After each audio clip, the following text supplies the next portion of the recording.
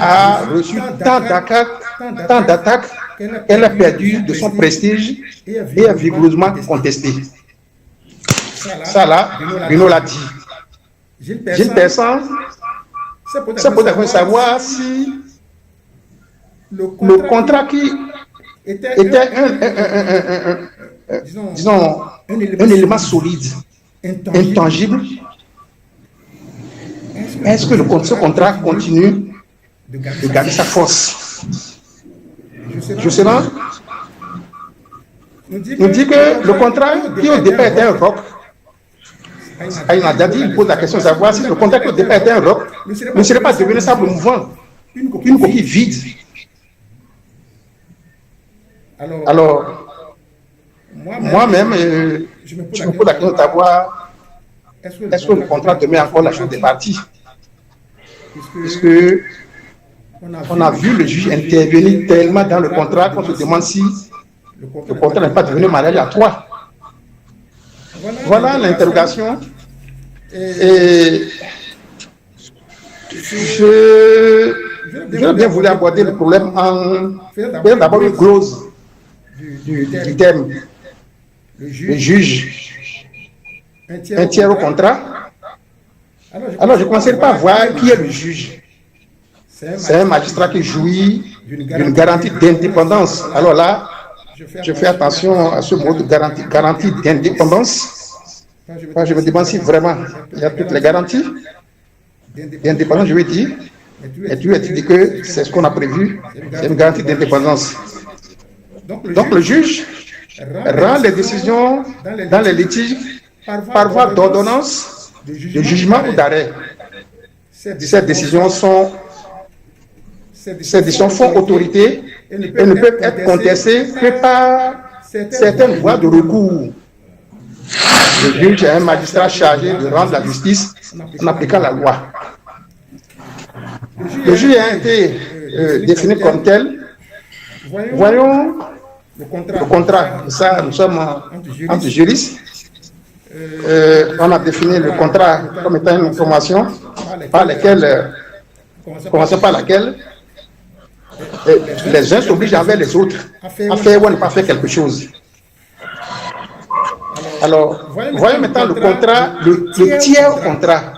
Un tiers, c'est une personne qui est hors de l'environnement immédiat de ce qu'on est en train de voir. Ici, le tiers, c'est tous ceux qui ne font pas partie du contrat, tous ceux qui n'ont pas signé le contrat. Donc, le tiers au contrat ici, c'est tous ceux qui, d'une manière ou d'une autre, n'ont pas participé directement au contrat, mais qui peuvent néanmoins bénéficier des avantages découlant de l'exécution du contrat. On a, à ce titre-là, nous avons les tiers bénéficiaires. En tout cas, un tiers au contrat, c'est un étranger au contrat. Pour développer le thème, nous allons adopter la méthodologie suivante. Et comme il vous l'a déjà présenté, dans une première partie, nous allons voir que le juge est soumis à la volonté des parties. Donc, une interdiction formelle, le juge d'intervenir dans le contrat. Le juge doit respecter scrupuleusement la volonté des parties dans le contrat. Mais je me demande si réellement les parties au contrat sont égales. Et si les parties ne sont pas égales, alors s'il n'y a pas une tendance à ce que les plus forts méprisent les plus faibles. Mais les juges ont tellement vu de choses dans les contrats qu'à un moment donné, ils ont pris leur revanche sur la volonté des parties. Alors, notre cheval de bataille sera les articles 1134 et 1135 du Code civil français. Je dis le Code civil français parce que, malgré tous les efforts, nous n'avons pas encore un droit de contrat propre au pays utilisateur, disons au pays de l'OADA.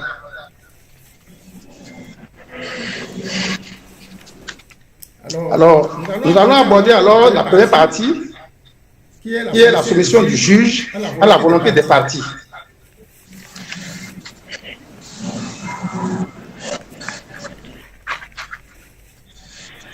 Autant le juge s'incline devant la loi, autant il a l'obligation de s'incliner devant la volonté des parties librement manifestée dans leur contrat.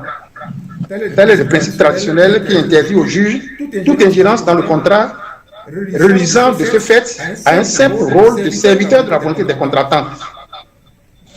On peut se demander si cette rigueur ne doit pas être atténuée lorsque, par suite de bouleversements économiques auxquels les parties n'avaient pas songé, un déséquilibre sérieux des prestations rendait difficile ou très onéreuse l'exécution du contrat pour l'une ou l'autre des parties. Autrement dit, le contrat doit-il toujours demeurer intangible, quelles que soient les conditions? Voilà comment nous allons, voilà en quel terme nous voulons aborder ce concept de partie de notre intervention. Alors, nous le rappelons, la première partie, c'est l'interdiction formelle faite au juge d'intervenir dans le contrat. Et quand nous prenons l'article 1134, comme nous l'avons dit, c'est notre cheval de bataille. L'article 1134 dit que les conventions légalement formées tiennent lieu de loi, c'est que les ont faites. Ça, c'est le premier alinéa. Alinéa 2, l'article dit elles ne peuvent être révoquées que de leur consentement mutuel. Je vais m'en arrêter là d'abord. Elles ne peuvent être modifiées que de leur consentement mutuel. Ça veut dire que le contrat ne peut être modifié que de la volonté des parties au contrat. On viendra aborder le reste. Donc, l'alinéa 2 in fine et l'alinéa 3 pour voir réellement si le juge est totalement interdit d'accès au contrat. Donc, ce que nous sommes en train de voir, maintenant, c'est l'interdiction de modifier la volonté des parties. L'interdiction peut être légale. Oui, ça, l'interdiction est légale. Parce que comme nous l'avons dit dans l'article, comme on l'a vu dans l'article 1134, dans le premier, la moitié du deuxième alinéa, seules les parties ont la possibilité de modifier leur contrat. Toute ingérence dans le contrat d'où qu'elle vienne est a priori suspecte, parce qu'il apparaissant comme une atteinte au principe de la force obligatoire du contrat. Une telle limitation suppose certainement une modification du contenu du contrat et partant la remise à cause des obligations précédemment contractées. Le contrat, tant qu'il est légalement formé, ne peut subir une modification sans accord conjoint des deux parties. Ça, il faut préciser ici, c'est un accord conjoint des deux parties. Le juge est alors tenu de respecter cette convention et de ne lui apporter aucune atteinte, même s'il comporte des déséquilibres apparents. Cette interdiction de modifier la volonté des parties est également prévue par l'article 1134 du même code, je parle du code de 1804, qui énonce que, et je cite, le créancier ne peut être contraint de recevoir une chose autre que celle qui lui est due, quoique la valeur de la chose en fait soit égale ou même plus grande. Toujours concernant la loi, nous sommes toujours dans le cadre d'interdiction légale. La loi interdit au juge de modifier les clauses pénales en allouant au créancier une somme plus forte ou moindre. En effet, il est loisible aux parties d'insérer dans leur contrat une clause pénale pour sanctionner le manquement par l'une des parties de ces obligations contractuelles. La clause étant elle-même une convention, non seulement les parties doivent s'obliger à la respecter, mais le juge également s'y conformera en amenant les parties à payer l'indemnité telle que prévue au contrat. Donc nous venons de voir l'interdiction légale, on va aborder maintenant l'intervention jurisprudentielle. Et là, la jurisprudence est abondante dans ce domaine-là, je ne vais pas tout en citer, je vais seulement peut-être parler de deux. Donc la Cour de cassation, même en dehors de tout test, a toujours veillé à ce que les juges de fond ne violent pas les interdictions relatives à la modification des conventions. Il a été même dans ce cadre jugé qu'est illicite la Cour de règlement de la caisse de retraite instituée par une compagnie. Bon. Donc il y a Donc, il y a la jurisprudence estime que le juge ne doit pas toucher au contrat. Donc, toutes les juridictions, à ce niveau-là, ont condamné, ils ont critiqué.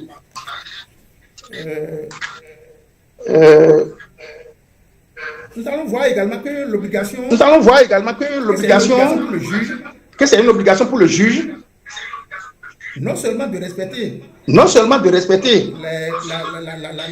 l'accord de volonté des parties, mais également de la faire respecter.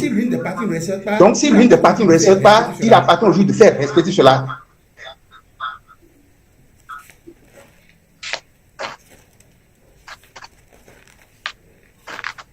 Voilà maintenant un peu l'intangibilité du contrat.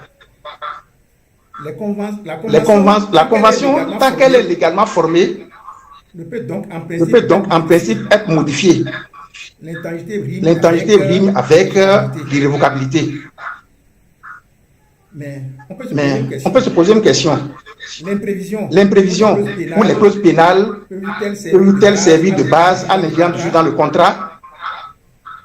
S'il est vrai que le contrat, disons que dans un contrat, les parties sont appelées à apprécier de manière bien rigoureuse sur à quoi ils s'engagent, il est des circonstances spéciales, telles que les guerres, les crises, une dévaluation de monnaie, etc., qui bouleversent l'économie du contrat et qui ne pouvaient être prévues lors de la conclusion du contrat. La poursuite de l'exécution du contrat pouvant être mise en péril, dans ce cas, il se pose la question de savoir comment allier le principe du pacta sunt servanda et l'adaptation du contrat aux circonstances nouvelles. Dans une telle condition, la partie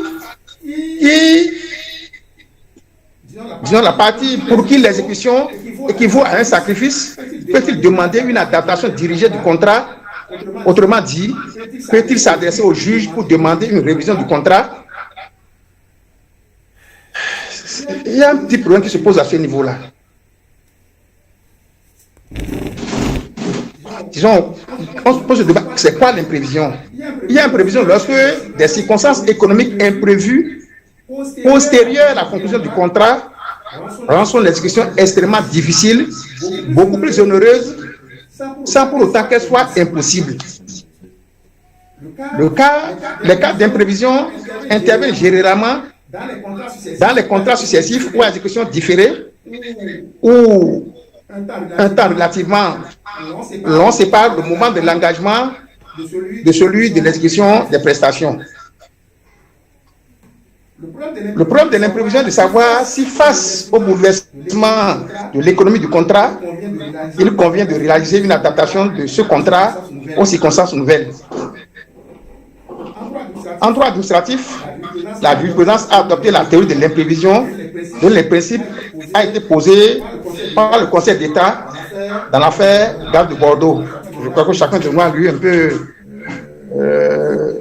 disons, cette décision de l'affaire Gare de Bordeaux. Je ne vais pas en revenir parce que nous avons un temps limité pour la présentation. Donc, depuis l'arrêt compagnie Gare de Bordeaux, la jurisprudence administrative a sous une triple condition consacré la théorie de l'imprévision, qui est d'application générale pour tous les cas d'événements exceptionnels bouleversant l'économie du contrat. Autrement dit, depuis l'arrêt compagnie Gare de Bordeaux, la jurisprudence accepte la révision du contrat pour imprévision.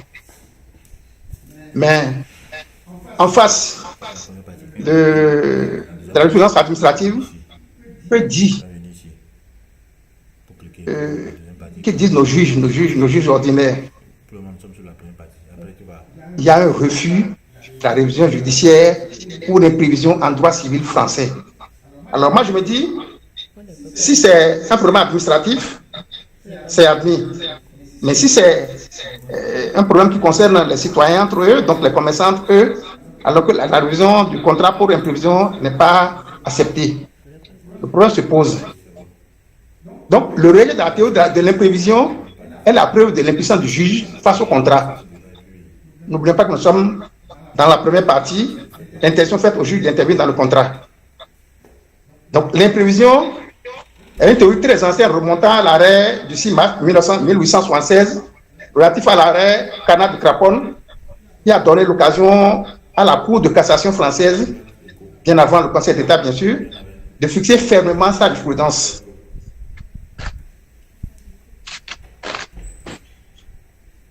Donc, lorsque nous sommes dans un contrat civil, là, il n'est pas admis la révision pour imprévision. Alors qu'en face, il y a la jurisprudence administrative l'admet.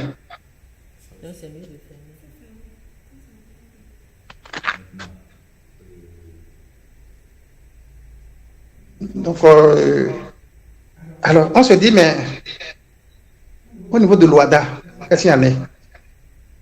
En matière de prévision, la position de la Cour de cassation française est bien suivie par les droits des États africains francophones. Mais dans l'avant-projet de l'acte uniforme de l'OADA sur le droit des contrats, les principes d'uni-droit prévoient la possibilité de renégocier le contrat en cas de bouleversement des circonstances. Et à cet effet,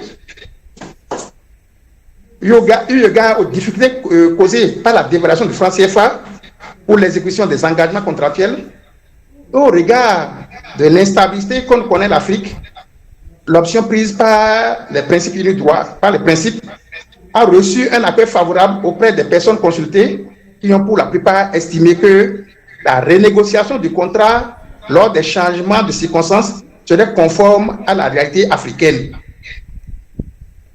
Pour contourner la difficulté de la révision des contrats, bien sûr, les parties insèrent désormais dans leur contrat, tant administratif que civil, des clauses d'indexation des prix qui permettent la renégociation du contrat lorsque l'économie de celle-ci a été profondément bouleversée, afin d'assurer une sécurité économique au contrat, outil naturel de la sécurité juridique dans les relations d'affaires.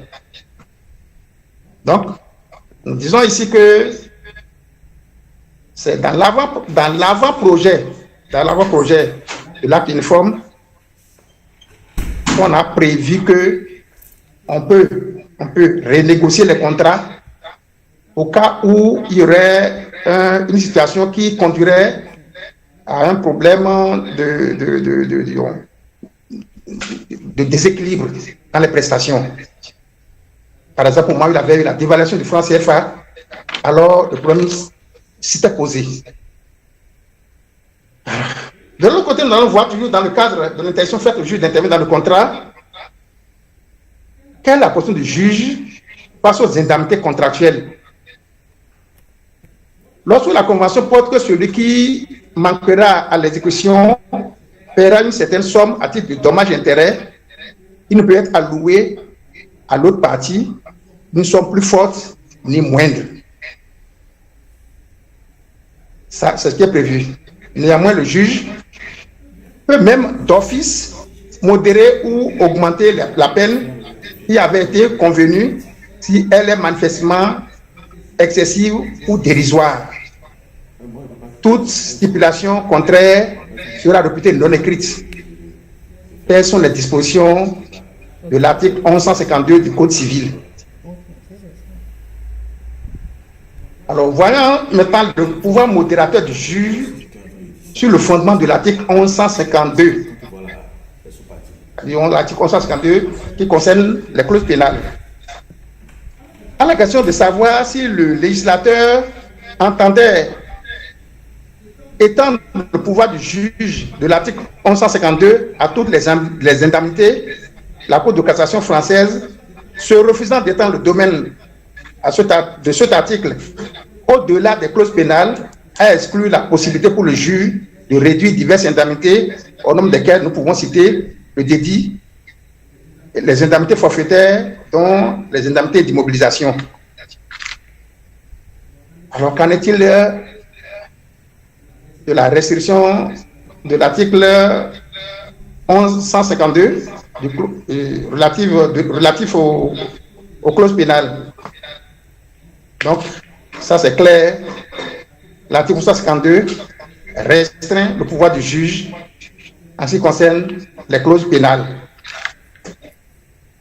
L'article 1152 ne subordonne pas la validité de la cause pénale à une vérification par le juge. La clause s'impose du seul fait de l'exécution ou de l'inexécution ou de l'exécution défectueuse des obligations contractées sans qu'il soit nécessaire de prouver l'existence d'un préjudice subi.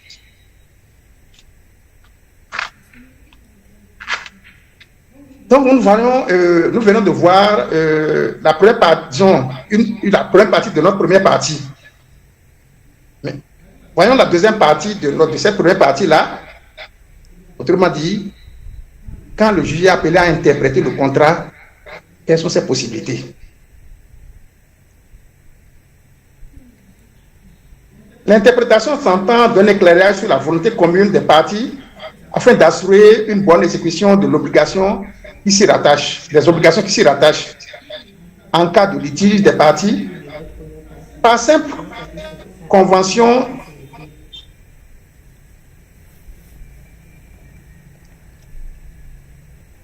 le juge peut préciser la signification ou la portée du contrat. Mais il faut noter qu'en réalité, l'éclairage sur les parties obscures du contrat est beaucoup plus souvent l'œuvre des tribunaux. Le juge, par une interprétation judiciaire, donnera aux parties le sens exact de leur convention sans s'y dérober quelles que soient les difficultés, sous peine de déni de justice. Dans son interprétation, le juge n'est pas habilité à modifier l'accord des parties. La loi contractuelle s'impose dans des termes sensiblement identiques à ceux concernant les tests émanant du pouvoir public. Il est interdit au juge de faire un outrage au contrat.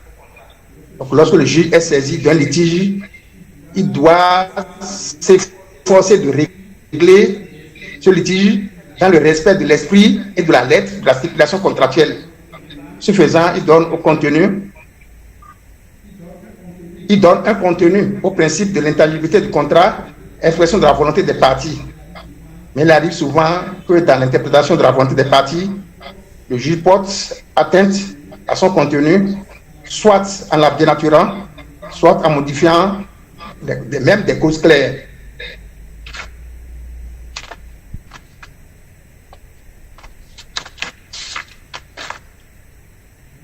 Alors, il faut également souligner que le pouvoir d'interprétation du juge n'est pas sans contrôle. Donc, le pouvoir d'interprétation est soumis à des contrôles. On n'ira pas trop en profondeur pour ça. Nous allons retenir simplement que le juge, lorsqu'il fait l'interprétation, il faut qu'il sache qu'il peut être contrôlé. Et lui-même, il doit s'assurer de la nécessité vraiment de faire l'interprétation de ce contrat-là. Dans les pays ayant un usage du droit WADA, les décisions suprêmes, c'est-à-dire les cours suprêmes et les cours de cassation, ne connaissent pas en dernier ressort que les affaires civiles. Donc, en dernier ressort, les cours suprêmes et les cours de cassation ne connaissent que les affaires civiles, pas les affaires commerciales. Donc, celles qui sont régies par les actes uniformes de l'OADA étant de la compétence de la Cour commune de la justice et d'arbitrage, la CCJA. Donc, la CCJA est un juge d'interprétation.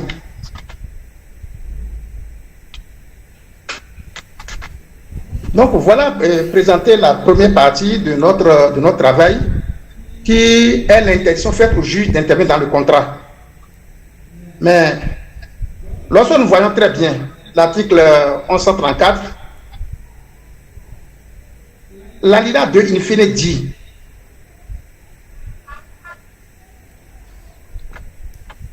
les conventions ne peuvent être revoqués que des consentements mutuels des parties, je laisse ça pour la première partie, ou pour des causes que la loi autorise. Je vais déjà dire que déjà à ce niveau, la loi elle-même autorise déjà l'intervention du juge dans le contrat pour des causes que la loi autorise.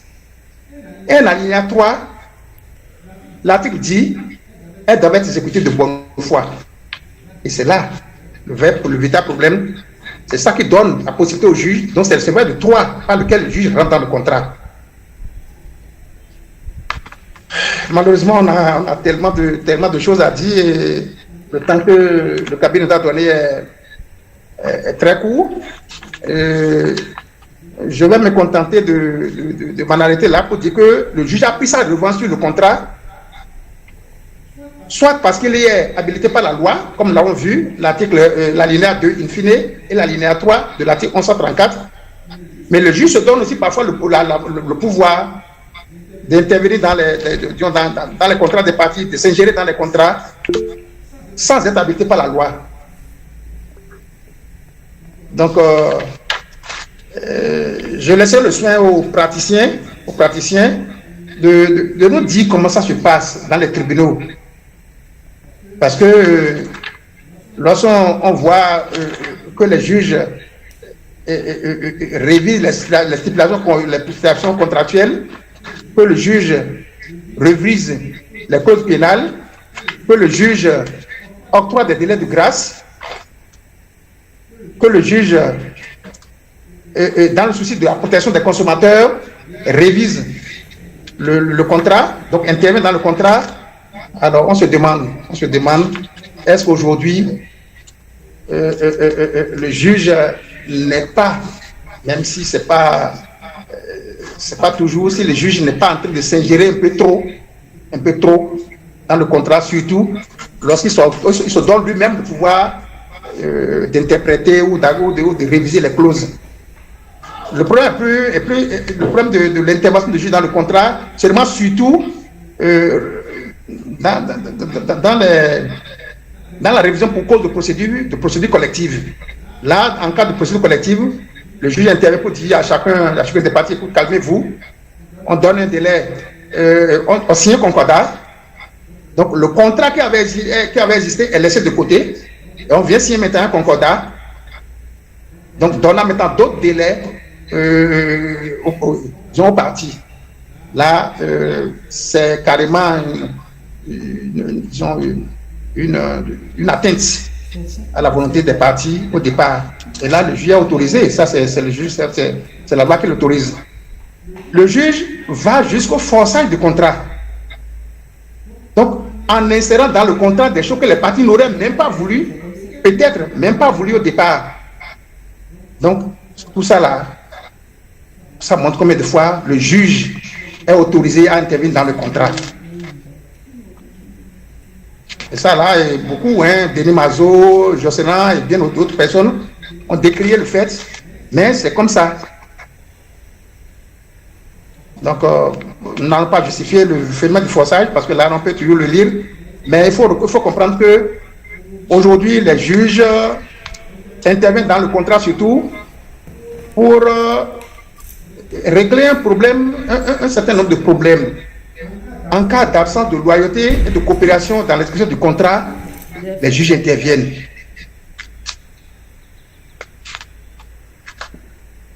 Donc, le devoir de loyauté est nécessaire, sinon, et si la loyauté n'est pas observée dans le contrat est sanctionné. Alors, sinon, quand les gens disent que les parties sont égales au contrat, je me demande quelle égalité il y a entre l'employé qui est en train de chercher du travail et l'employeur qui a de l'argent et qui économiquement est très fort, mais je ne sais pas pratiquement quelle égalité entre les parties. Donc, j'estime que dans ce cas-là, lorsque le contrat est mal ficelé, que le juge intervienne pour remettre, disons, pour rétablir l'équilibre contractuel. Donc, on a dit le juge intervient par l'habilitation de la loi, mais il intervient également sans habilitation de la loi. Donc, vous voyez un peu quand le juge va jusqu'à la révision des clauses du contrat, donc les clauses, surtout les clauses abusives. Donc, on peut comprendre qu'il a intervenu sans qu'il ait été autorisé. Les causes résolutoires, les clauses limitatives de responsabilité, alors les juges les révisent souvent.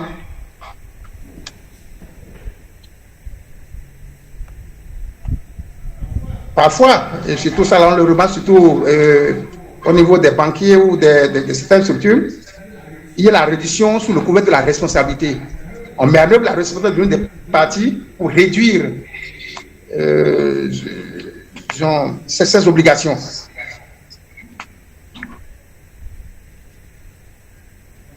Alors, quand les avocats qui sont dedans, vous le savez très bien, lorsque pour une raison ou une autre, vous vous retrouvez devant les tribunaux avec vos clients, il y a une réfaction du contrat et parfois la révision des honoraires. Le juge estime que les honoraires que vous avez fixés sont hors de proportion et qu'il n'y a pas un équilibre entre les prestations. Donc, dans ce cas, le juge réduit les honoraires de l'avocat. Donc, aujourd'hui, si le juge s'injecte dans le contrat sans habilitation, c'est pour maintenir un peu l'équilibre des parties au contrat. Donc, le juge recherche la justice contractuelle, disons autrement dit, l'attente des parties, quelles sont ce à quoi le juge amène les parties à ce à quoi ils s'attendaient au moment où ils étaient en train de signer le contrat. Donc, tant que le principe de la proportionnalité n'est pas respecté, alors le juge peut intervenir. Donc, de nos jours, le principe de la proportionnalité est évoqué pour justifier le pouvoir de révision des clauses pénales. La révision pro rata temporis des clauses d'immobilisation, le contrôle des honoraires des mandataires et des avocats.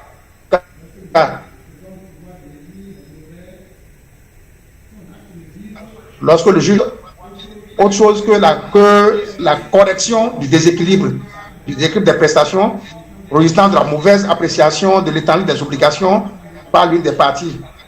De même, la réfaction du contrat de vente par le juge, pour éviter la résolution, procède à la recherche d'un équilibre objectif des prestations des parties.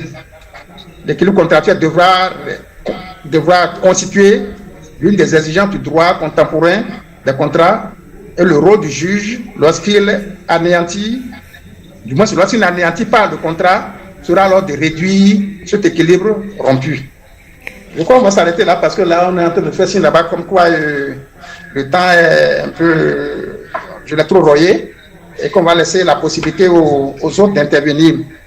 Donc l'objectif ici, je voudrais présenter ce que la doctrine dit. Mais il va falloir que les professionnels nous disent réellement, dans la réalité, comment les choses se passent. Mais quelles que soient les conditions, quelles que soient les circonstances, le contrat demeure bien sûr la chose des parties. Mais dans le droit contemporain, il n'est plus conçu comme la chose des seules parties. Car, que ce soit au stade de la conclusion, de son exécution ou de la résiliation, le juge peut y intervenir. Le contrat se présente comme un mariage à trois.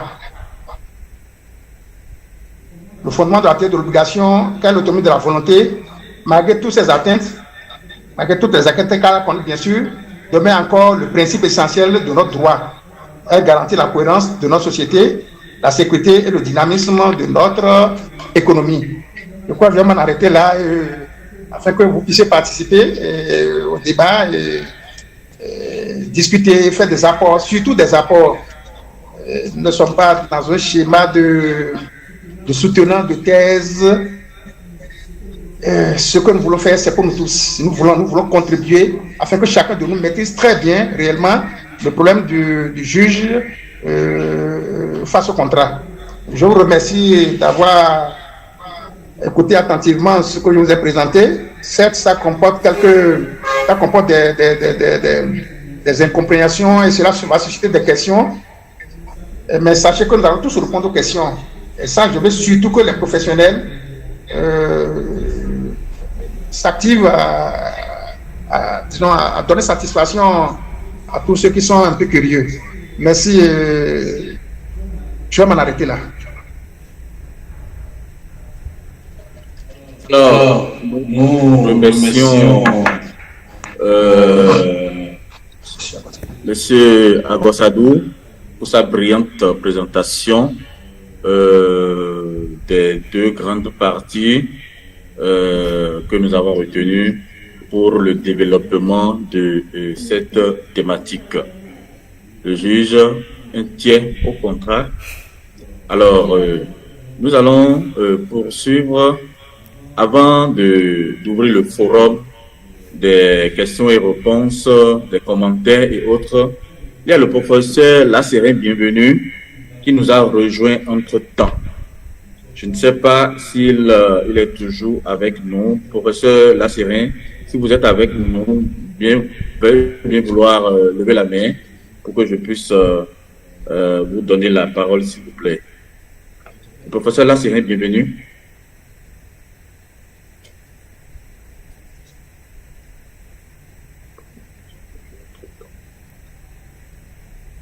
Alors, si le professeur Lasserin n'est pas là, le président Murphy, Congo-Brazzaville, est-ce que vous êtes toujours avec nous?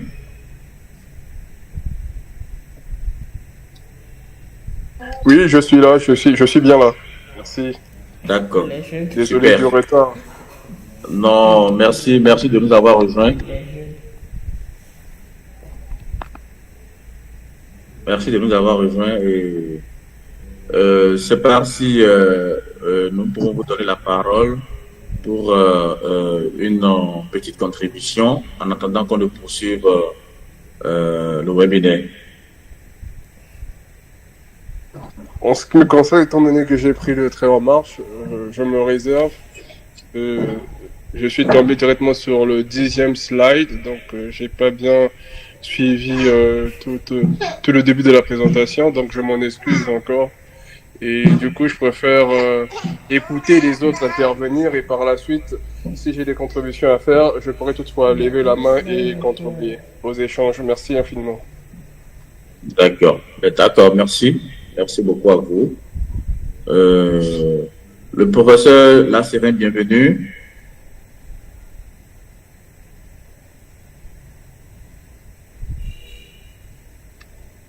Alors, sans plus tarder,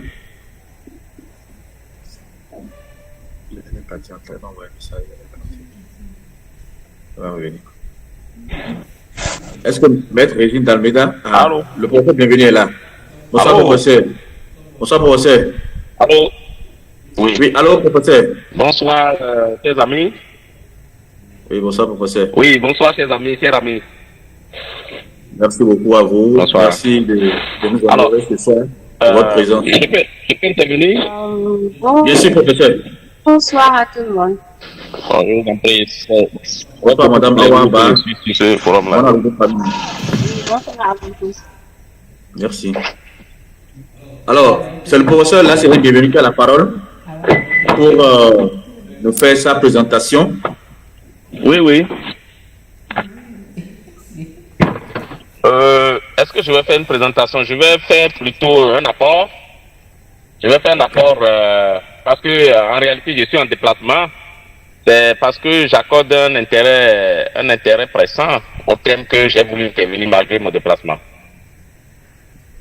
D'accord, merci beaucoup. Merci beaucoup pour votre disponibilité. Et donc, je vais faire une intervention. Alors, donc, je voudrais dire que le thème objet de la discussion est un thème intéressant, central en droit des contrats. Vous me suivez? Oui, très bien, on vous suit très bien. 5 sur 5. Allô? Ok.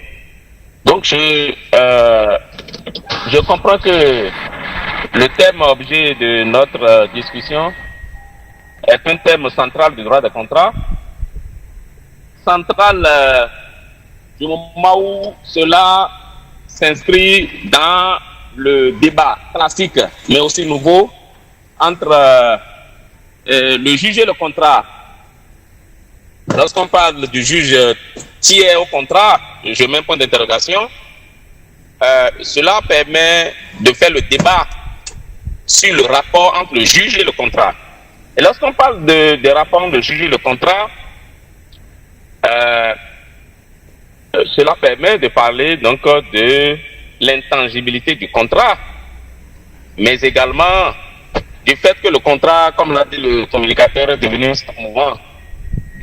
Alors, si il faut parler donc du juge et du contrat, je dirais que le juge est un tiers au contrat, mais que le juge est également un tiers absolu, premièrement, mais secondairement, un tiers relatif. Le juge est un tiers absolu parce que le juge est esclave au contrat, parce que, comme l'a dit le communicateur, quand on lui demande d'interpréter le contrat, il doit pouvoir se conformer à la volonté des parties. D'où l'autonomie de la volonté à toute sa vigueur, avec tout ce que ça comporte en conséquence. Maintenant, s'il faut voir le juge comme un tiers relatif, c'est l'intervention du juge dans le contrat, nécessitée parfois par la loi et nécessitée par l'intérêt économique du contrat. Pourquoi pas par l'intérêt parfois social du contrat, parce que le contrat est un outil social, est un outil de satisfaction des besoins, non seulement pour les parties, mais également pour l'État, pour la société tout entière. Et donc, on voit que le juge est habilité ou habilité à intervenir dans le contrat. Maintenant, lorsque je finis de parler de ça, je vais m'intéresser un peu à la notion de l'imprévision en droit des contrats. C'est une notion assez débattue, débat classique depuis 1804 et notamment depuis l'arrêt Canal de Craponne du 6 mars 1876. Et l'arrêt Canal de Craponne n'a pas bougé dans les pays ayant un partage le code civil applicable dans les colonies ou dans les ex-colonies, parce qu'on n'est plus colonie. Mais les pays indépendants comme le Bénin continuent encore d'appliquer le code civil de 1958. Alors donc sur la question, l'OADA n'a pas avancé. On a l'avant-projet date uniforme sur le droit des contrats qui n'a pas bougé depuis des décennies. Maintenant, les pères fondateurs de l'OADA, tels que les professeurs Paul Gérard Pouboué, professeur Sawadogo, professeur Issa Saeg, ils ont réfléchi sur un test qui est une source d'inspiration des États membres de l'OADA pour légiférer, je vais le dire comme ça, pour légiférer s'ils veulent adopter un code des obligations civiles et commerciales, comme l'a fait le Sénégal depuis déjà après les indépendances. Et donc, si le Bénin, par exemple, veut adopter un code des obligations civiles et commerciales, il pourrait s'inspirer, par exemple, de ce test que j'appelle le test intitulé. Le test est intitulé, est nommé par les auteurs, projet de test portant droit général des obligations dans l'espace OADA. Il est de 2015 et il est téléchargeable sur Internet. Vous allez constater que dans ce test-là, que je considère comme une source d'inspiration des États membres de l'OADA, pour légiférer en ce qui concerne le code des obligations civiles et commerciales dans leur pays. Ce texte prévoit, depuis 2015, donc avant l'adoption du code de l'ordonnance française, qui a modifié le code civil de 1804, c'est la modification substantielle depuis plus de 200 ans que le code civil est adopté. Et donc, ce test que j'appelle projet de test portant droit général des obligations dans l'espace OADA a prévu déjà la négociation des obligations contractuelles et la révision du contrat pour imprévision en matière civile. Vous voyez donc, et cela vient appuyer l'avant-projet de l'acte uniforme portant droit des contrats qui était sur la table du Conseil des ministres donc de l'OADA depuis donc des années, je pense depuis 2004. Du coup, l'OADA n'a pas évolué sur la question, même si au niveau donc du droit commun, malgré donc l'inadmission de l'imprévision dans le droit commun des contrats, donc en droit civil, malgré l'inadmission donc de la révision du contrat pour imprévision en matière civile, on arrive quand même sur le plan de la pratique à introduire dans le contrat les clauses d'indexation ou les clauses d'échelle mobile, ou ce qu'on appelle en anglais, les anglo-saxons l'appellent la clause du hardship, qui permet donc de recourir à cette clause-là et qui permet donc de réviser le contrat lorsque il y a imprévision afin de pouvoir parer à l'injustice qui pourrait survenir du fait donc de l'exécution injustifiée du contrat par la partie qui serait lésée pour rétablir un peu l'équilibre contractuel. Du coup, la question d'imprévision demeure et fait beaucoup débat aujourd'hui en doctrine et même en jurisprudence. Et dans l'espace OHADA, la question n'est pas claire. Il est nécessaire que le législateur OHADA avance pour permettre aux chercheurs de pouvoir tirer leur épingle du jeu, de pouvoir satisfaire. Parce que le législateur français l'a fait avec la réforme française de 2016. Désormais, on peut renégocier le contrat, on peut réviser le contrat pour imprévision. Du coup, qu'en est-il de l'espace OHADA? Si nous sommes là et que nous avons des hommes d'affaires dans l'espace OHADA, qui sont des opérateurs économiques et qui sont importants et qui opèrent sur le marché contractuel, et pourquoi ne pas adopter des dispositions qui leur facilitent la tâche du point de vue de l'exécution, de l'égalité ou de l'équilibre des obligations contractuelles. Et donc, ce sont là les questions que j'ai voulu aborder pour juste sous forme d'apport. J'avoue que le communicateur a fait une communication très satisfaisante. D'ailleurs, son mémoire de DE a porté sur le juge de contrat et je l'avais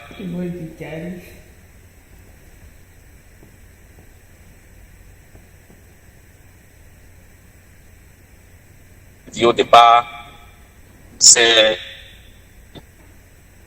Je suis bienvenu là, je suis enseignant-chercheur à la faculté de droit de l'UAC. Je préfère m'en arrêter là. Je ne dirai pas plus. Je vous remercie et j'encourage une telle initiative. Toutes les fois que vous aurez des questions du genre, je serai intéressé pour y participer. Je vous remercie. Si, infiniment merci, cher professeur. Merci beaucoup. Allô? Oui, merci. Merci beaucoup à vous. Merci beaucoup à vous. Oui, allô? Oui, c'est moi qui vous remercie. D'accord, merci.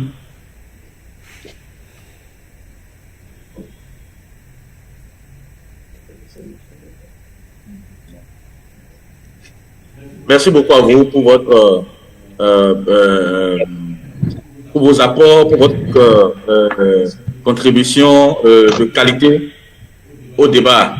Nous vous remercions très sincèrement. Malgré votre emploi du temps très chargé, vous vous êtes rendu quand même disponible pour venir partager cette contribution avec nous. Merci, encore une fois, merci.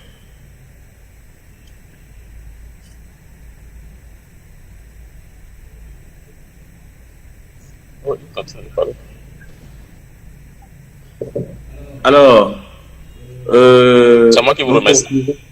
Oui, merci beaucoup à vous. Donc, nous poursuivons le webinaire. Nous allons maintenant recueillir des questions. Nous allons ouvrir le forum. S'il y a des questions et réponses, ou bien avant ça, s'il y a des contributions, nous attendons surtout les contributions, des expériences des praticiens qui ont déjà rencontré des cas d'intervention du juge dans le contrat, s'ils ont des expériences à partager avec nous, parce que nous avons plusieurs nationalités qui sont connectées ici. Il y a plus de 12 pays qui sont connectés. Et donc, les pratiques professionnelles dans chaque pays, dans chaque juridiction, nous voudrions quand même avoir une lumière sur comment ça se passe dans tel ou tel pays. Au Congo-Brazzaville, par exemple, au Sénégal, en Côte d'Ivoire, à Lomé, au Bénin, au Tchad, les difficultés rencontrées, voilà, les défis. Voilà, donc le débat est ouvert, le forum est ouvert. Il suffit juste de lever la main et nous allons vous donner la parole pour votre apport, contribution ou préoccupation.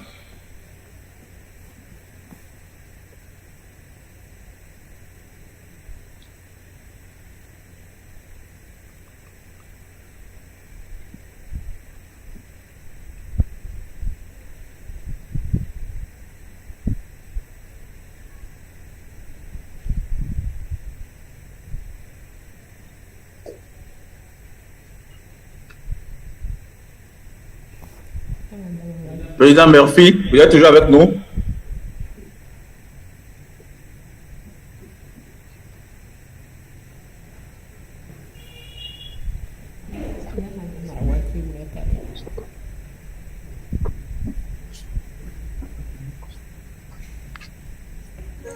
Ouais, ne vous inquiétez pas, je suis toujours...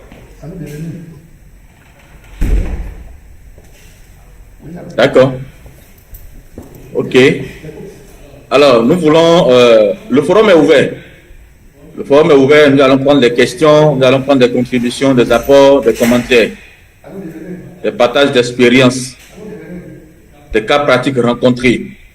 C'est surtout ça qui nous intéresse pour enrichir les échanges, pour enrichir les débats.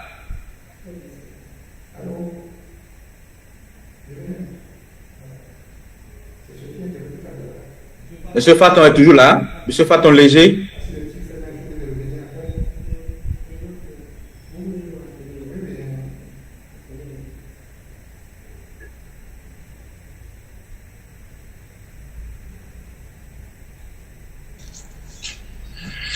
Bien sûr, je suis toujours en ligne. D'accord. Donc, nous vous espérons pour votre contribution, pour votre apport, vos apports.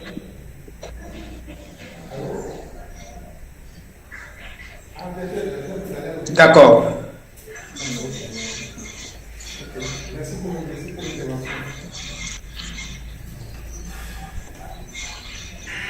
Allez-y. Madame Moussa est revenue. Nous attendons vos questions, nous attendons vos contributions. Je suis revenue, c'est vrai, mais non, je n'ai rien à ajouter. Merci beaucoup. C'est une très belle présentation. Mais vous étiez parti quand le professeur Bienvenu nous a rejoint, qui a fait une contribution assez qualitative. Malheureusement, vous n'avez pas suivi une contribution qui a complété la présentation de M. Agossadou. Mais ce n'est pas grave, il est toujours là. Si vous avez des questions, alors n'hésitez pas. Des apports, des contributions, des commentaires, des cas concrets rencontrés. Non, c'est bon pour moi. Merci beaucoup. D'accord, super. Alors, Monsieur Majorel Nandil.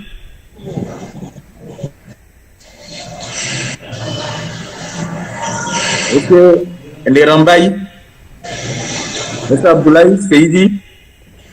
Maître Abdoulaye Seidi. C'est bien ça, hein?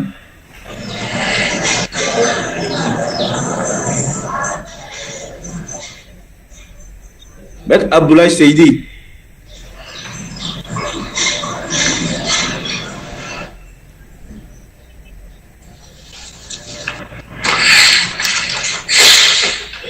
Maître Hassan. Est-ce que vous êtes toujours avec nous?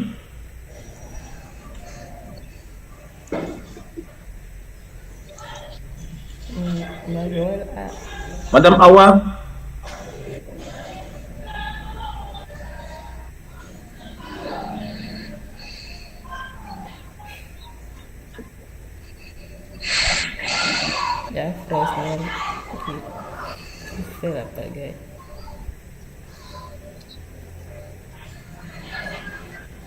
D'autres participants sont en train de nous rejoindre. Monsieur Badaran Dom du Sénégal. Alors, nous voulons les contributions. Nous voulons les apports pour enrichir le débat. Le forum est toujours ouvert et le webinaire se poursuit toujours. Maître Abdoulaye Seidi.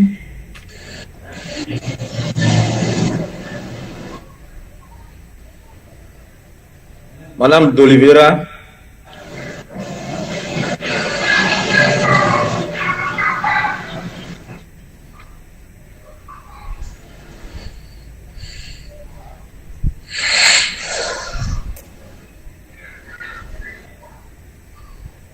Monsieur Gaël, Monsieur Bill, Monsieur Grissa,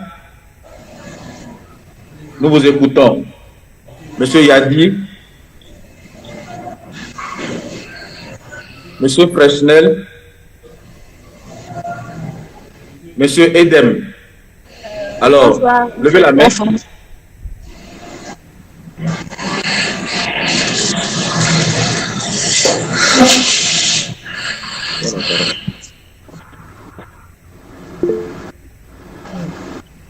Allez-y, nous vous écoutons. Je vous remercie pour la présentation. Oui. Je ne suis pour beaucoup d'informations. Merci. Mais là, je suis un peu contrainte là. Je ne pouvais pas trop participer. C'est pourquoi j'ai voulu prendre la parole pour vous dire merci. Peut-être une autre fois. Je ne pouvais pas prendre la parole ici, là aussi, un peu contrainte. Je vous remercie. C'est Madame Mafou, Fatih.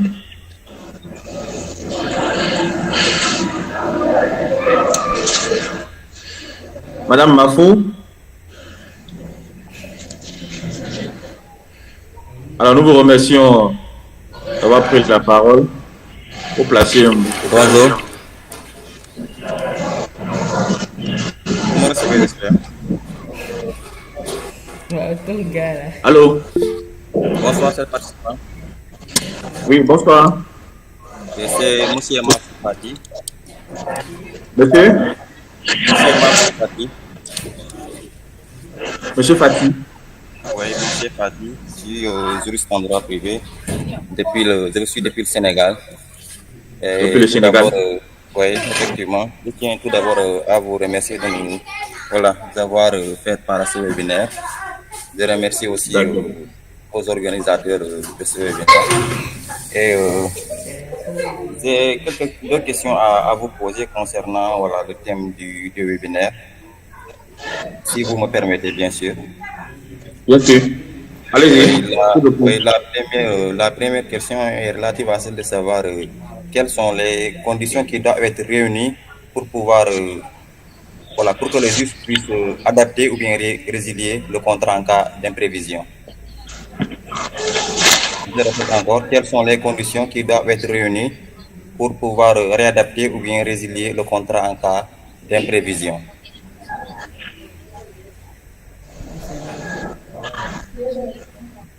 Et ma deuxième question est relative à celle de savoir s'il existe une différence de régime entre la force majeure et l'imprévision.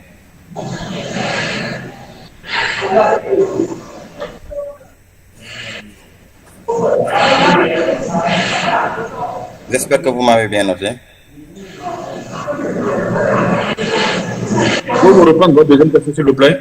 Et la deuxième question est relative à celle de savoir s'il existe une différence de régime entre la force majeure et l'imprévision.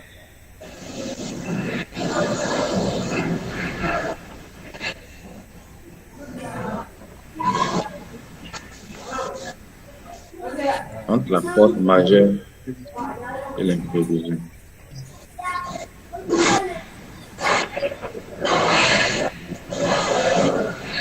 Ça permet de mettre les conditions qui doivent être réunies pour permettre au juge de...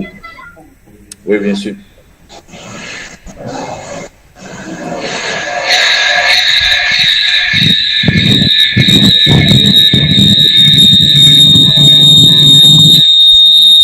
Merci beaucoup, je vous remercie. Okay. Merci, monsieur. C'est Mafou, je crois, du Sénégal. La première question que vous avez posée, c'est de savoir quelles sont les conditions pour que le juge résilie le contrat pour imprévision.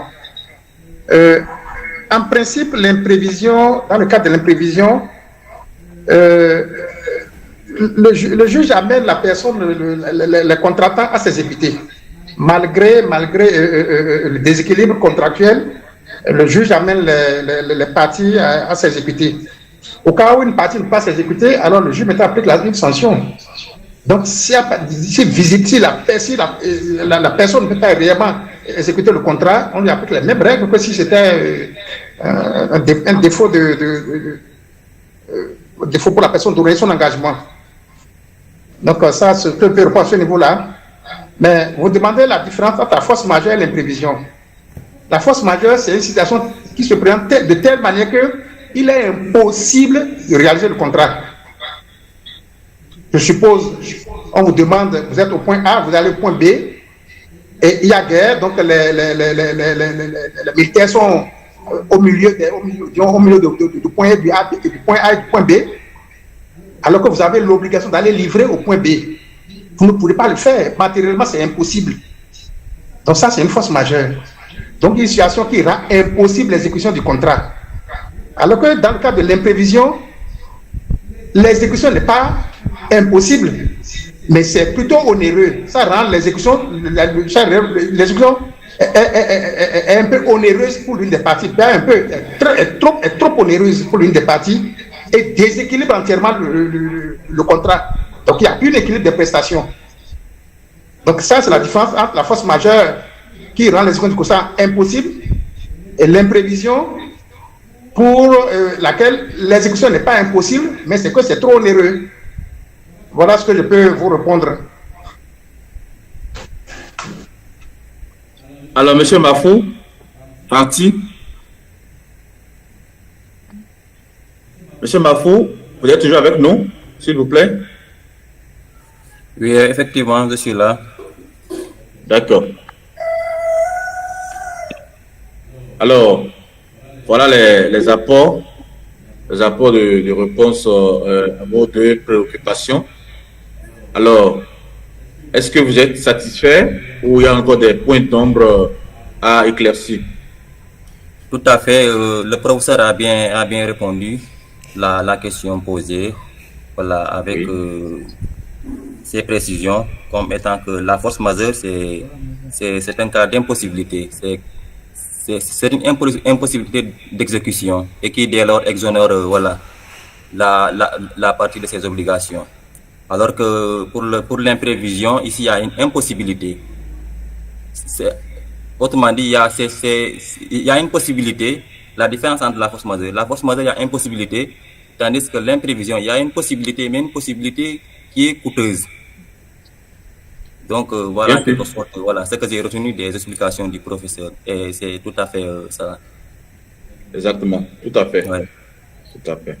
Ok, nous vous remercions vraiment pour votre intervention. Merci. Quelqu'un est en train de lever la main. C'est monsieur Madame Chou Ironé. Quelqu'un est en train de lever la main. Monsieur Choumou, c'est bien ça?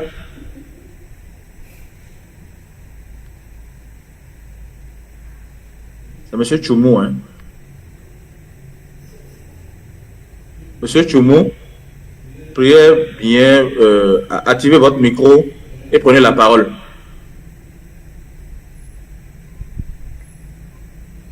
Alors, le président Chouaïbou Magaji est toujours avec nous, apparemment. Je suis toujours là. Ah, d'accord, président. Merci beaucoup à vous pour votre disponibilité. Oui, en tant que praticien, alors nous venons vers vous pour que vous puissiez quand même nous éclairer un peu. Oui, en cas d'imprévision, qu'est-ce qu'il faut et qu'est-ce qui se fait dans la pratique en cas de prévision, dans l'exécution contractuelle? Comment ça se passe dans les juridictions? Alors, en tant que praticien... Je vous remercie pour cette séance, pour m'avoir invité, pardon, et de m'avoir accordé la parole. Comme vous le sentirez dans ma voix, c'est un footing habituel, mais j'ai joué bon quand même de participer à la séance. Voilà un peu. Ma voix transmet un peu toutes mes excuses. Et par rapport à la question posée, je n'ai pas eu dans ma pratique, qui n'est pas quand même lointaine, je suis un nouveau pratiquant de la matière. Donc dans ma pratique encore, dans mes expériences, je n'ai pas eu encore l'occasion de connaître de telles situations. Mais lors de mon parcours de stage, ce que j'ai eu à aborder, et comme l'a d'ailleurs très bien exposé M. Agosadou, donc le juge quand même, son intervention s'est retenu compte toujours des possibilités que lui offrent les parties. Les petites possibilités que lui offrent les parties. Tout compte fait, le juge ne peut pas intervenir dans un contrat, même si dans des situations d'imprévisibilité, et prendre une décision, une position qui va à l'encontre de l'une des parties, qui va mettre gravement encore en difficulté l'autre partie, qui, en voyant la situation, comme l'exemple que vient de donner celui qui a donné l'intervenant qui a apporté la précision sur la différence entre la force majeure et l'improvisation.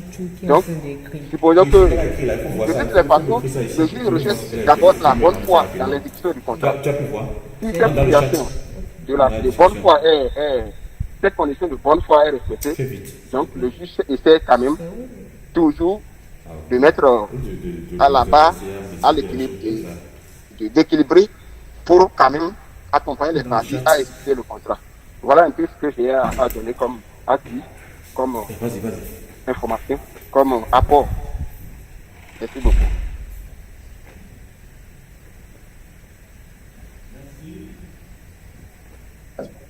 Alors, merci beaucoup à vous.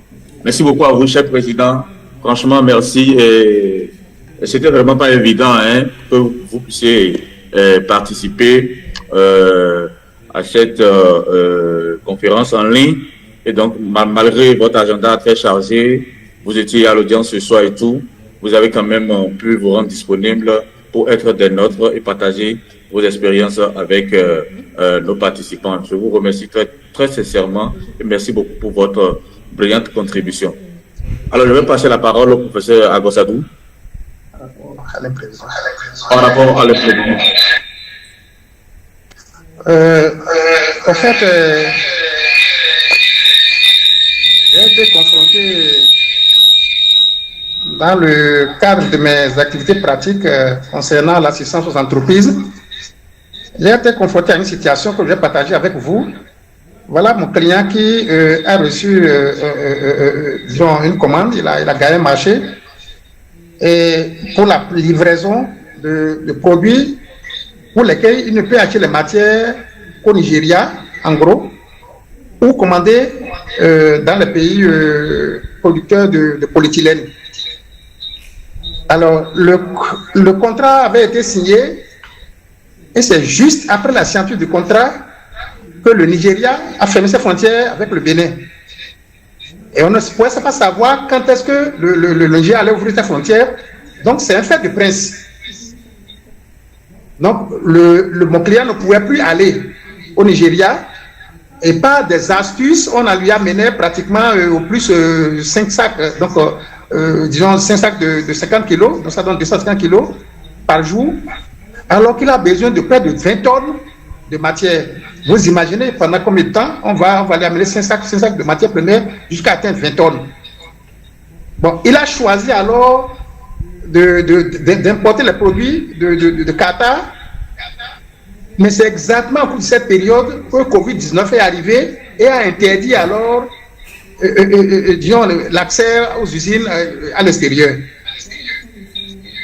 Mais le délai de livraison a passé, mais fort heureusement, il a pu, avec beaucoup de retard, il a livré le produit et son co-contractant a voulu lui appliquer, ça c'est quand même l'État, on a voulu lui appliquer les pénalités de retard. Mais les pénalités de retard risquent d'absorber une bonne partie de son bénéfice au point où carrément le gars n'aurait pas vu pourquoi il s'est gêné pour faire ses affaires. Alors, j'ai été touché.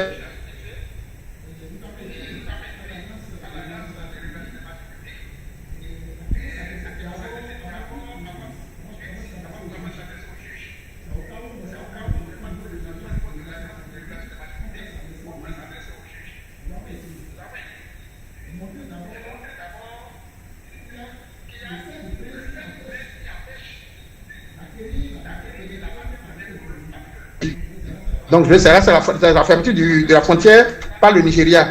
Alors que le Bénin ne savait même pas, après combien de temps, le Nigeria peut ouvrir les frontières. Donc, ayant recouru à Qatar, disons, Covid-19 est arrivé et a empêché encore l'accès aux usines. Alors là, il y a un problème qui se pose. Donc voilà dans quelles questions se pose le problème parfois de force majeure et de l'imprévision. C'est vrai qu'il a fini par s'approvisionner au Qatar, mais ça a rendu très onéreux l'exécution du contrat. Donc on est en face à la fois de l'imprévision et de la force majeure, donc les deux combinés pour la même situation.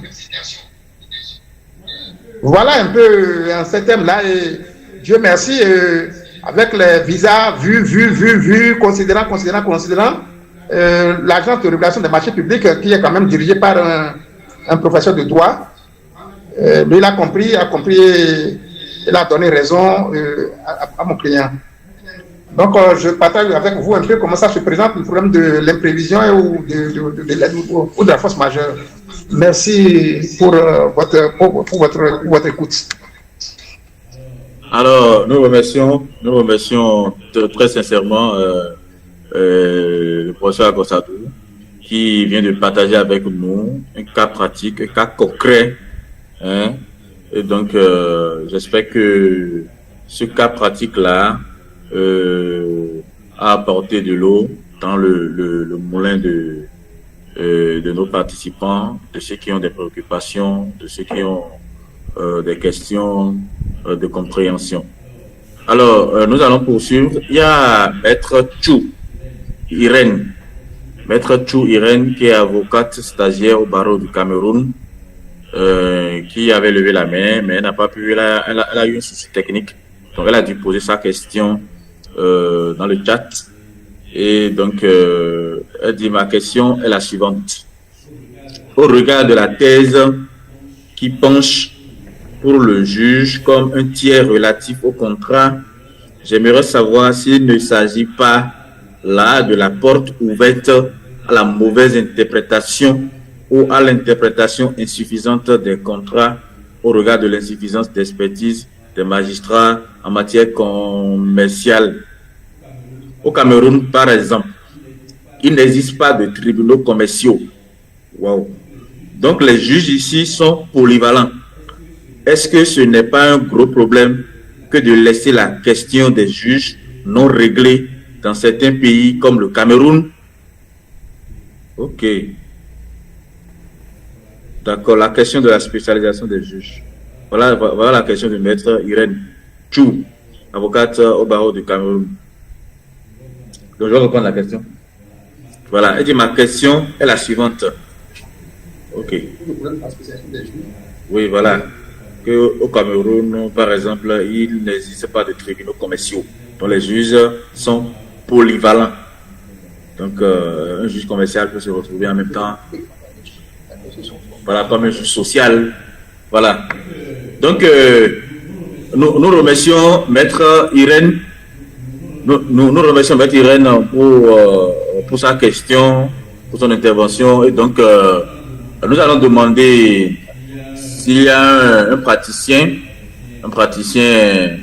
dans la réunion, avocat comme magistrat, de bien vouloir prendre la parole pour nous éclairer davantage.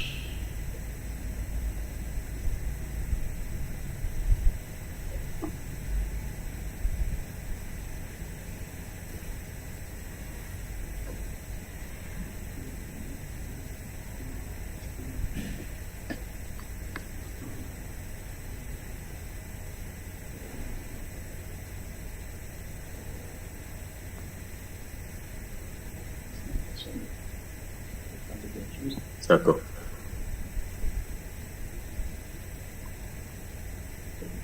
Alors, vous pouvez y aller. On aurait souhaité que les spécialistes interviennent parce que là, la salle, les avocats, les magistrats sont parmi nous. Et je crois qu'ils sont plus habilités que moi à dire ce qui se passe là-bas. Moi, je suis que dans la théorie. C'est vrai qu'il m'arrive quelques parfois d'avoir des contrats avec des gens, je les assiste. Mais ils sont avec les juges, ou ils sont juges ou bien ils sont avec les juges de manière permanente. Le problème de la spécialisation des juges est un problème très sérieux. Sinon, ce serait un peu dommage. Les juges qui sont là sont, entre guillemets, des généralistes. C'est un peu difficile. Le juge ne peut tenir compte, il ne peut tenir compte que de ses connaissances pour pouvoir rendre justice. Mais lorsqu'il n'y a pas de spécialisation, lorsque les juges ne sont pas spécialisés en matière commerciale, c'est un peu difficile. C'est un peu difficile. Donc, je pense que vous avez bien raison de demander s'il ne faut pas une spécialisation. Oui, chez vous, ici, il n'y a pas longtemps que nous avons un tribunal commercial. Pendant longtemps, ça a été pratiquement la même chose que chez vous. Bon, je crois que ça a fait 4 ans, maximum 5 ans. On a commencé par faire fonctionner les juridictions commerciales. Donc, c'est une affaire de longue haleine. On va continuer la bataille, continuer à réclamer. Et je crois que, comme au Bénin, vous aurez peut-être gain de cause. Et je crois quand même que depuis qu'on a institué ce tribunal, cette cour, oui, c'est une cour, le tribunal est une cour, je crois que les affaires ont été de mieux en mieux jugées. Parce que les juges qui sont spécialisés dans le domaine, ils comprennent très bien, et lorsque vous abordez le problème d'une certaine manière, ils vous ramènent à l'ordre. Parce qu'ils connaissent très bien. Donc, vous avez parfaitement raison, Madame Irène. La situation des juges est nécessaire. Et j'ai été confronté aussi à ce problème de spécialisation des juges, où j'étais parti au tribunal pour une affaire fiscale. Ça n'a pas été facile. Les juges ne savent pas de quoi il est question. Il a parfois oublié il a été obligé de se référer à un expert comptable. Et puis bon, voilà un peu. Alors que si le juge était spécialisé dans les affaires fiscales, ça aurait été plus intéressant. Donc la situation des juges est une chose de très importante. Donc, je vous remercie pour cette contribution. Alors, Maître Irène, vous êtes toujours avec nous? Allô? Oui, allô, Maître. Oui. Allô? Je crois que j'ai résolu mon problème de micro. Oui, j'ai très bien reçu la réponse du professeur, qui est assez satisfaisante pour moi. Je pense que c'est un sujet. En tout cas, je crois que c'est un sujet. Merci. D'accord, merci. C'est nous qui vous remercions pour votre disponibilité et pour l'intérêt que vous accordez à notre webinaire de ce jour. Merci beaucoup à vous. Alors, s'il y a d'autres intervenants, nous sommes tous là. Nous avons encore 10 minutes, parce que nous devons finir à 19h00. Depuis 17h, nous sommes là. Alors, quelqu'un a levé la main. Maître Seidi, c'est bien ça? Yadi, je crois. Ah, mais ok, d'accord, super. Donc, prenez la parole, présentez-vous et vous pouvez faire votre contribution ou vos commentaires. Oui, merci pour la parole donnée déjà. Je suis très ravi d'écouter des brillants exposants, surtout le professeur qui nous édifie depuis tout à l'heure. Merci aussi à tous les autres intervenants. Je suis Yadi Christophe, avocat. Alors, je voudrais juste aborder dans le sens du professeur sur la question de la consoeur, sur Irène.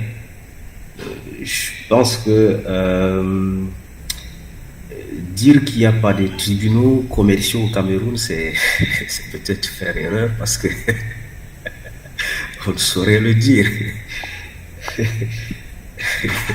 Les tribunaux statuent chaque fois en matière commerciale, ils peuvent statuer en matière civile et tout ça, donc il faut déjà préciser cela. Maintenant, sur la question de la spécialisation, je pense que ça ne vaut pas seulement pour les juges, ça vaut également pour les avocats, ça vaut pour tous les praticiens. Donc, on va tout simplement dire comme le professeurs qu'il faudrait peut-être appeler tous les praticiens à se former davantage. Et peut-être à l'avenir, si on a peut-être des tribunaux spéciaux qu'on recrute seulement des juges qualifiés dans tel domaine. Donc voilà ce que je pouvais ajouter. Je vous remercie. Merci beaucoup à vous pour votre contribution assez brève, Maître Yadine. Christophe, c'est bien au Sénégal, non? Vous êtes au Sénégal ou bien au Cameroun? Non, je suis au Cameroun. Ah, vous êtes au Cameroun, d'accord, merci beaucoup. Cameroun et au Rwanda. Et au Rwanda, les deux. Ah oui, effectivement. Je m'en souviens, le nom me dit. D'accord, merci beaucoup, merci pour l'intérêt et votre disponibilité. Avec plaisir. D'accord, à tout à l'heure, cher maître. Alors, nous avons une question dans le chat. C'est de M. Mafou Fati. Je crois qu'il doit être au Sénégal, non? Bien. Alors, sa question c'est: faut-il nécessairement prévoir dans le contrat une clause de force majeure ou une clause d'imprévision pour s'en prévaloir en cas de survenance d'un élément extérieur rendant impossible ou coûteuse l'obligation?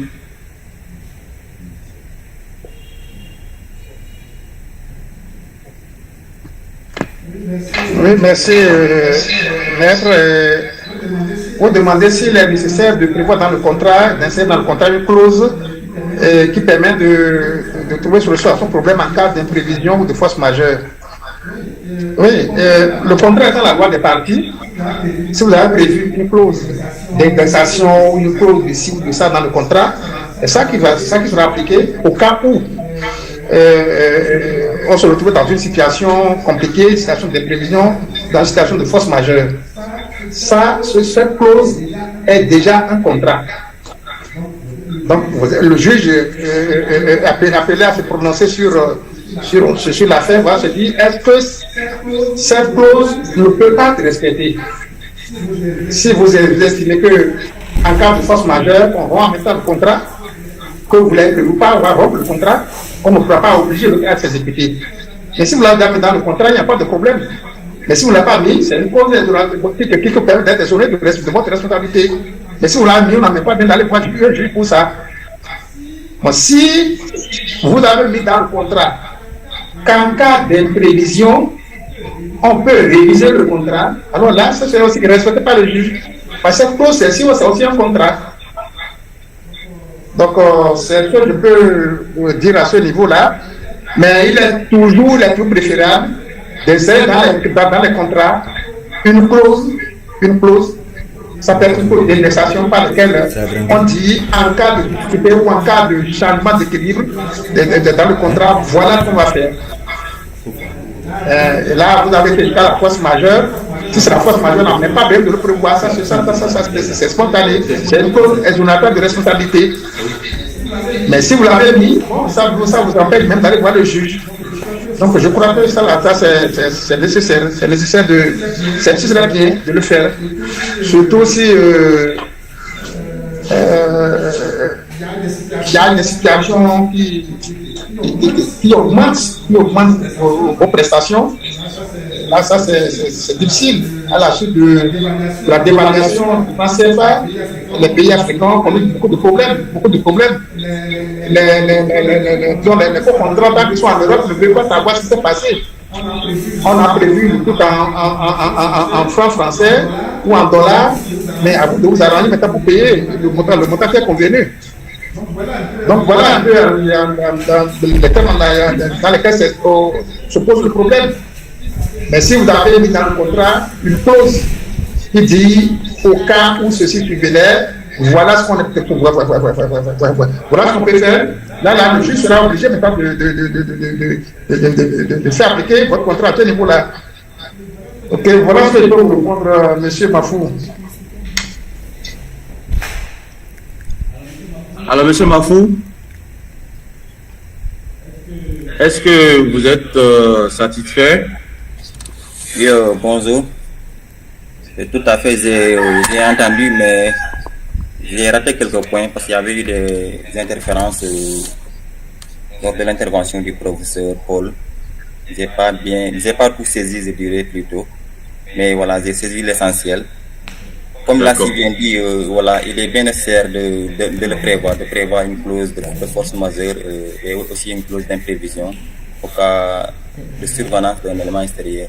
Dans ce cas de figure, les parties ne rencontrant pas de difficulté, ils vont tout simplement procéder à la clause qui a été prévue.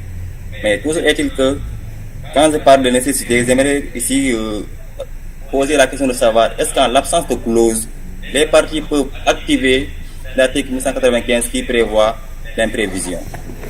Est-ce qu'en l'absence de clause, l'une des parties peut activer cette disposition-là pour évoquer l'imprévision et demander la renégociation du contrat? Si l'une des parties n'est pas d'accord, saisir le juge pour l'adapter et aussi pour le résilier. C'était ça en quelque sorte l'interrogation dont je voulais demander au professeur. Mais il a si bien répondu, même si voilà, il y avait eu des interférences quelque part où je n'ai pas bien saisi. Ok, j'ai écouté votre question. Vous me recevez?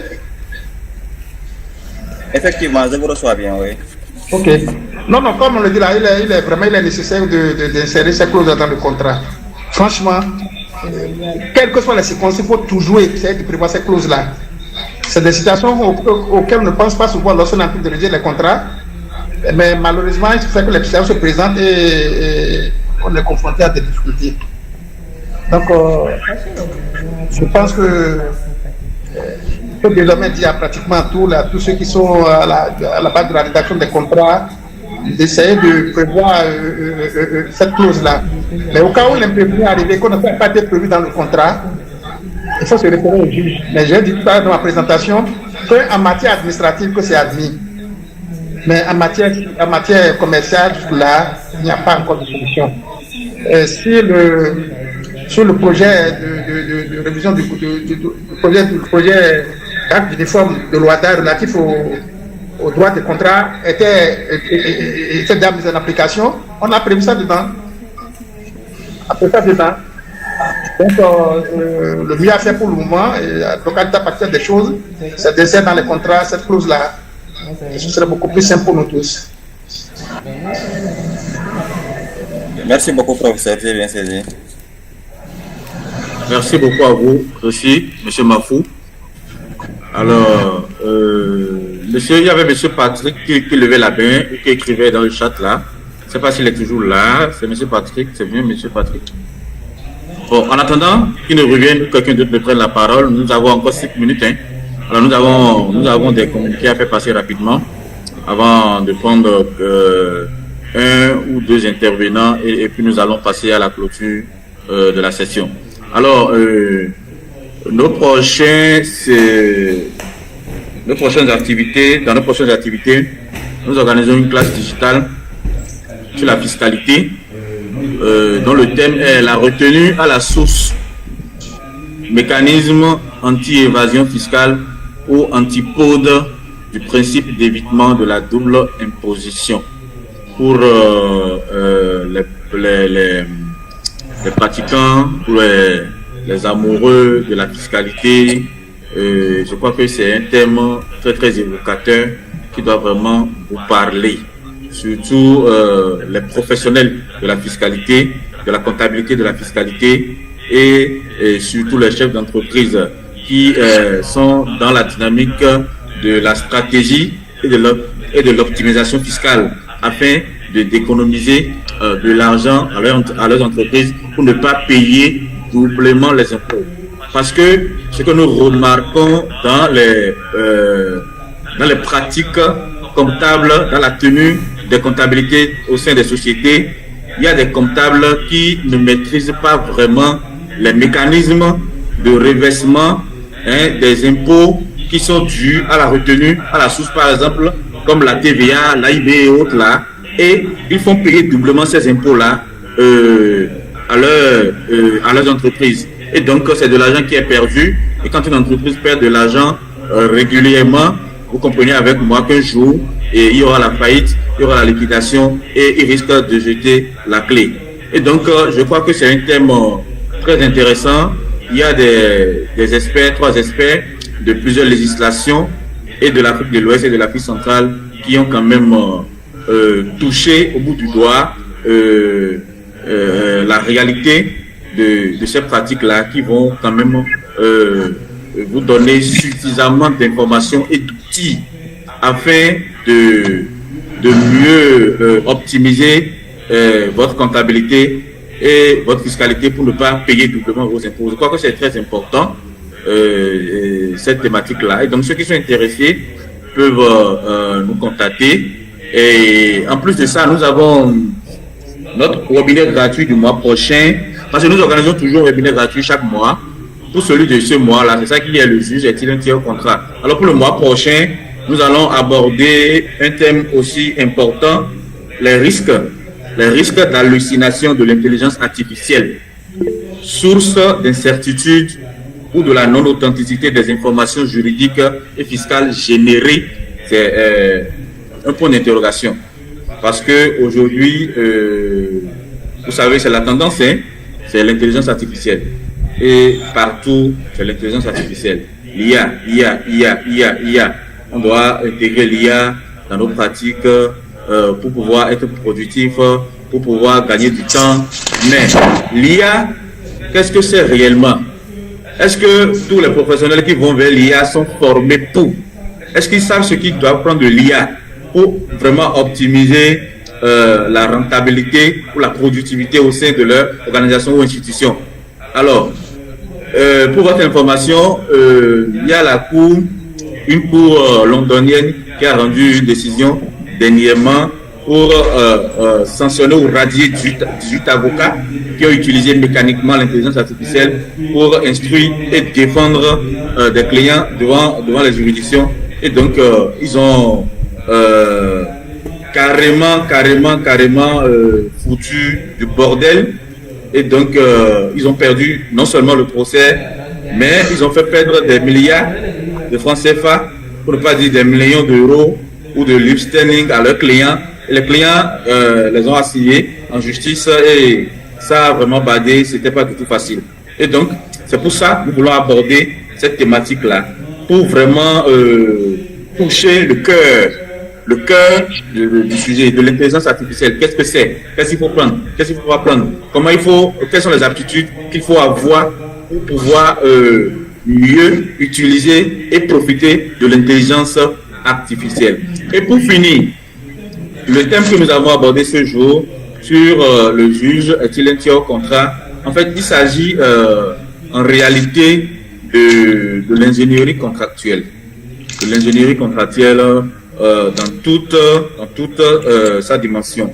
Et donc, nous avons, au travers de notre académie de formation, un certificat pratique pour ceux d'entre vous qui veulent aller très loin et devenir vraiment des ingénieurs contractuels, pour avoir des outils, avoir vraiment des aptitudes nécessaires pour analyser les contrats, pour négocier et rédiger les contrats, pour évaluer les contrats, pour faire de l'audit contractuel, vous voyez, pour faire de l'interprétation contractuelle. Donc c'est toute une chaîne pour ceux qui veulent aller vraiment loin et devenir des spécialistes, des juristes en ingénierie contractuelle. Donc ce certificat pratique-là est disponible et donc veuillez bien nous contacter pour que nous puissions vous envoyer des informations pratiques.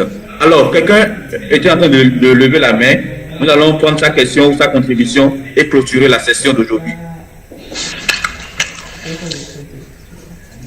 Amidou Sissoko? Non, pas lui. Monsieur Patrick?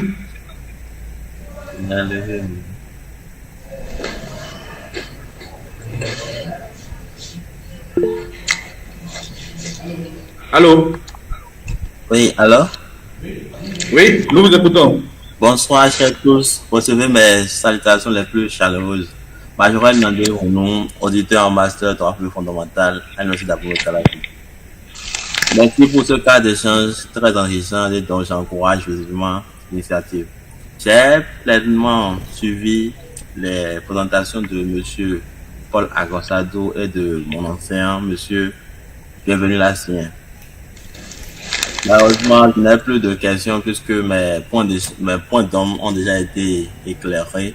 Je remercie M. Paul Agossadou pour ces différentes réponses qui permettent un peu plus d'éclairer l'antenne. Et j'ai hâte de suivre vos prochains webinaires. Je vous remercie. Merci. Merci beaucoup à vous, M. Majorel.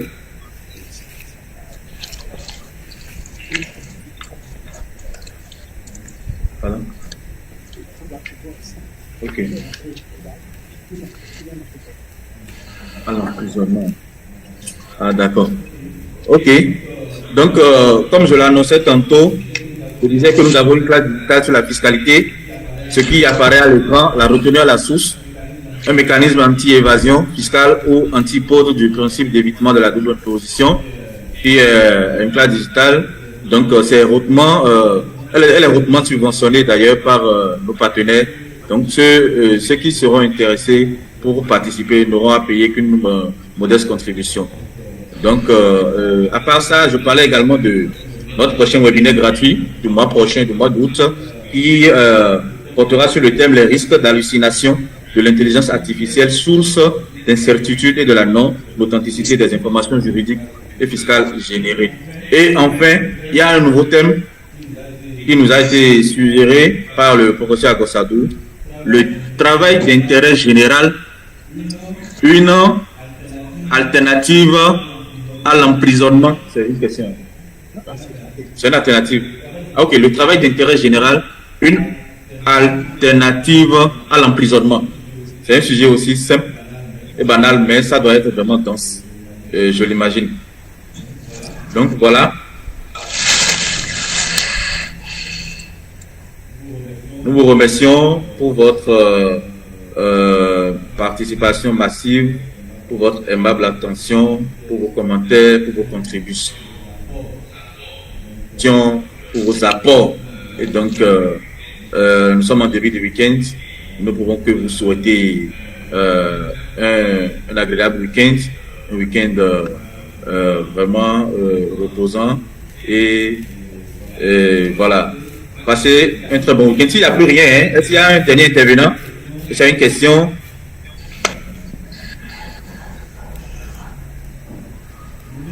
N'oubliez surtout pas que nous avons un certificat pratique en juriste en ingénierie contractuelle. Juriste en ingénierie contractuelle. Pour savoir négocier, rédiger les contrats, tout type de contrat, que ce soit le contrat d'affaires, les contrats de partenariat public-privé, les contrats de sous-traitance, tout type de contrats, pour savoir analyser et évaluer les contrats et auditer les contrats, savoir interpréter les contrats. Donc ce certificat-là est disponible et c'est un consortium de cabinets qui est l'organisateur. Donc notre cabinet et notre académie de formation. Un diplôme quand même, un certificat qui est vraiment coté, un certificat qui est reconnu dans la sous-région ouest africaine et dans toute l'Afrique. Donc, il y a plusieurs cabinets qui vont intervenir, et rien que des praticiens. C'est 100% pratique. 100% pratique. Vous voyez, vous aurez plusieurs formes de contrats.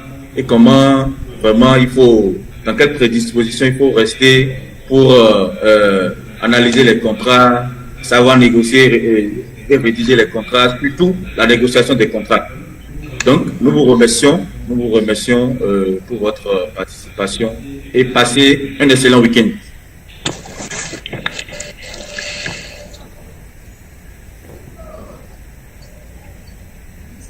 Je suis en train d'écouter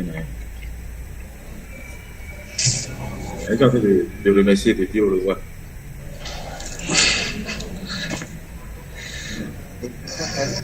Les gens n'ont pas parlé. Il n'a pas parlé. Parce que je suis satisfait. Les gens n'ont pas les gens, c'est que les gens n'ont pas les Je suis satisfait. Pointeur.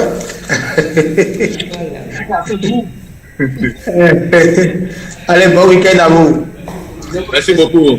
Bon week-end. Merci pour l'intérêt. Merci pour la disponibilité. Merci.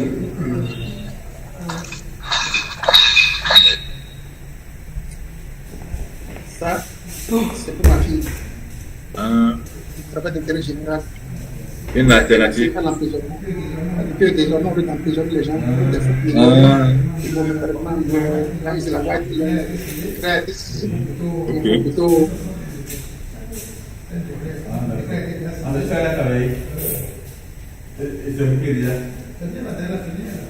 C'est aussi simple.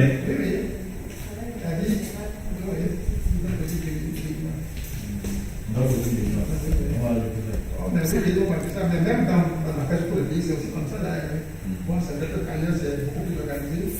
Mais quand on a le plan, ça va pas être fait. Pourquoi?